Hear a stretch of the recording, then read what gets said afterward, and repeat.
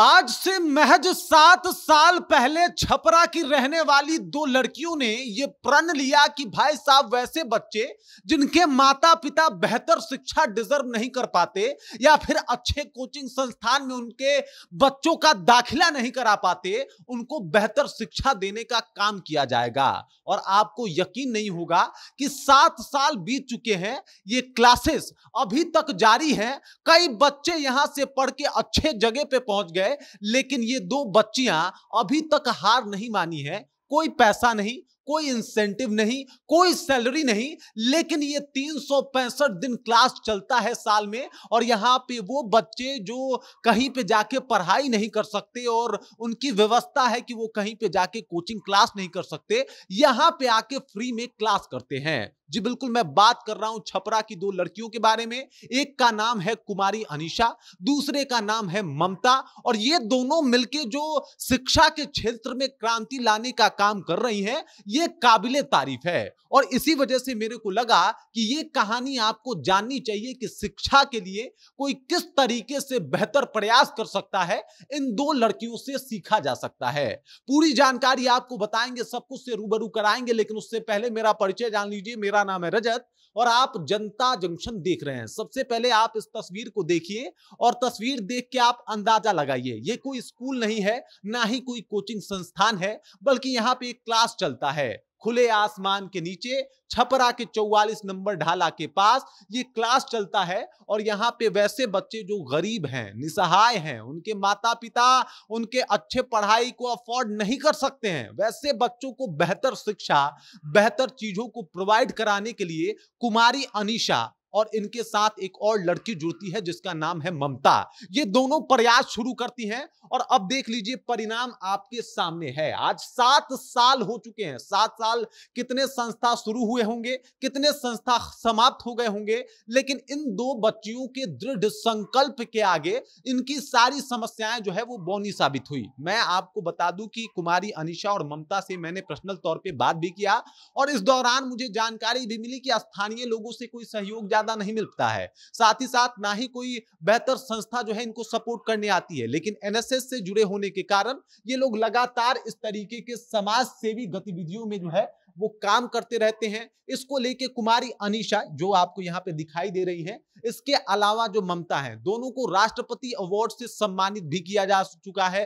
राज्यपाल ने भी इनको सम्मानित किया है, बिहार के जब ये राज्यपाल थे तब भी इनको सम्मानित किया गया है। और आपको बता दूं कि ऐसे कई अवार्ड हैं, लेकिन वो कहा जाता है ना कि सिर्फ अवार्ड जो है एक संस्था को चलाने के लिए काफी नहीं होता है। संस्था को चलाने के लिए चाहिए मैन पावर, संस्था को चलाने के लिए चाहिए रुपए पैसे, जो कि ये दोनों लड़कियां जैसे तैसे करके जो है इकट्ठा करती हैं। इन बच्चों को पढ़ाने के लिए जी तोड़ मेहनत करती हैं और हर शाम के 4 बजे से लेकर 6 बजे तक छपरा के इस खुले आसमान में 44 नंबर ढाला के पास क्लासेस चलते हैं। अभी यहाँ पे महज 44 बच्चे हैं, लेकिन आपको बता दूं कि 7 सालों में हजारों से अधिक बच्चे यहाँ से पढ़ चुके हैं। पढ़ के कोई अच्छे क्लास में चला गया, कोई पढ़ के अब वहीं पे पढ़ा रहा है, कुछ लोग पढ़ के किसी दूसरे स्कूल और प्राइवेट संस्थानों में पढ़ा रहे हैं। और ये सब कुछ बस इसलिए हो पाया क्योंकि ये दो बच्चियां हार नहीं मानी। विल पावर का बेहतर अगर आपको एग्जाम्पल देखना है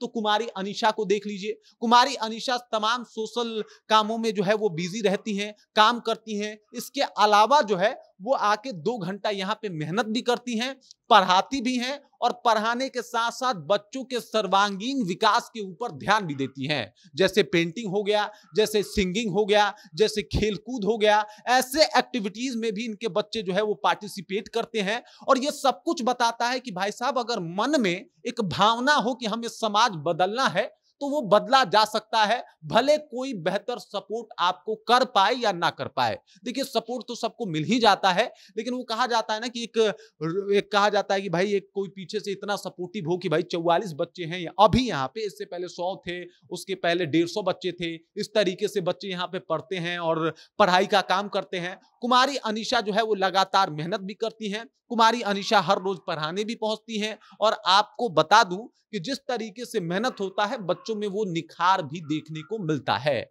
आज इनके बच्चों का अगर कोई प्राइवेट संस्थान से कंपटीशन कराया जाए तो हो सकता है कि कुछ में पीछे रह जाए, क्योंकि वहां पे व्यवस्थाएं बहुत ज्यादा है लेकिन यहाँ पे कम। लेकिन वो कहा जाता है ना कि एक कोशिश करना, उसमें कोई कोताही नहीं बरता इन लोगों ने। मतलब आप समझिए कि सच्चा समाज सेवा का अगर आपको उदाहरण देखना हो तो छपरा की इन दो लड़कियों को देख के आप समझ सकते हैं कि किस तरीकों से बच्चों का विकास होता है। आज ये बच्चे जगह जगह पे पहुंच रहे हैं। ये दो बच्चियां हार मारने का नाम नहीं ले रही। इनसे बातचीत के दौरान ये भी पता चला कि भाई साहब, जब तक ये लोग यहाँ छपरा में हैं तब तक ये लोग इसका विकास करते रहेंगे, ऐसे ही बच्चों को पढ़ाते रहेंगे और बच्चों को सोशल चीजों में जो है इन्वॉल्व करे रहेंगे ताकि उनका सर्वांगीण विकास हो सके। इससे बेहतर मुझे लगता है कि समाज सेवा का कोई उदाहरण नहीं हो सकता। आपने देखा होगा कई संस्थाएं खुली, कई संस्थाएं बंद भी हो गई। इसके पीछे कई कारण भी हो सकते हैं। कई लोगों ने संस्था खोलने का वजह उनका कमाना है, ताकि कहीं से कुछ फंड मिल जाए, कहीं से कुछ पैसा मिल जाए, ताकि वो इससे अपना घर भर सके, कमा सके, कुछ खा पी सके। ऐसी भी संस्थाएं चल रही हैं यहाँ पे। लेकिन यहाँ पे कोई सपोर्ट नहीं है, ना कोई फंड इनको चाहिए होता है, ना ही कोई सपोर्ट इनको आके करने वाला होता है। अब देख लीजिए ये स्थिति आप देख सकते हैं, यहाँ पे टूटा हुआ ये जो जहां पे ये बच्चे बैठ के पढ़ रहे हैं, ये जगह टूटा हुआ है, लेकिन इसी पे दरी बिछा के ये लोग जैसे तैसे एडजस्ट करके पढ़ाई कराते हैं। यहाँ पे एक आपको पकड़ी का पेड़ दिखाई दे रहा होगा, और उसके बाद ये पीछे का जो एरिया है आप देख सकते हैं कि यहाँ पे कचरा है। ये सारी व्यवस्थाएं तो सरकार को भी समझ जानी चाहिए कि 7 साल से जहाँ पे पढ़ाई हो रहा है वहां पे व्यवस्थाएं थोड़ी बेहतर करा ली जाए। स्थानीय लोगों को, कम से कम जो स्थानीय लोग हैं उनको ये सोचना चाहिए कि भाई साहब, जहां पे बच्चियां पढ़ा रही हैं, 44 बच्चों का जिंदगी संवारने का प्रयास कर रही हैं, उसको थोड़ा बेहतर बना दिया जाए। लेकिन वे अभी भी बदहाली का जो है वो शिकार है। इस जगह पे जैसे तैसे झाड़ू पोछा लगा के ये बच्चियां आती हैं, पढ़ाती हैं, और तब जाके इन बच्चों को पढ़ाने का जो इनका सपना है कि भाई साहब, कोई भी बच्चा सिर्फ इस वजह से नहीं पढ़ेगा कि उनके पास पैसा नहीं है, बल्कि हम खड़े हैं, उनको पढ़ाएंगे, उनको एक बेहतर जिंदगी देंगे, और इसके लिए तमाम प्रयत्न, तमाम कोशिश करेंगे। अब देख लीजिए स्थानीय लोग यहाँ पे कुछ नहीं कर पाए हैं। स्थानीय वहां के विधायक भी होंगे, वहां के मेयर साहब भी होंगे, कभी जाके एक बार भ्रमण करते देखते, उनको पता चलता कि इतना बेहतर कार्य हो रहा है, तो शायद उनको ये समझ में आता कि भाई साहब, शिक्षा कितना ज्यादा जरूरी है। और जहां पे शिक्षा का कार्य हो रहा है वहां पे मतलब फंड नहीं मिल रहा है या फिर कोई सपोर्ट करने वाला नहीं है, तो समझ जाइए कि समाज में किस तरीके का माहौल बना हुआ है। बाकी इन दोनों लड़कियों के कार्यों को सैल्यूट है, जिस तरीके से ये मेहनत कर रही हैं और जिस तरीके से ये काम कर रही हैं। बाकी इस खबर, इस जानकारी को लेकर आप क्या सोचते हैं, आपके ध्यान में क्या कुछ चल रहा है, कृपया कमेंट कीजिए और अपना विचार हम तक पहुंचा दीजिए। बाकी आप देख रहे हैं जनता जंक्शन और मेरा नाम रजत है।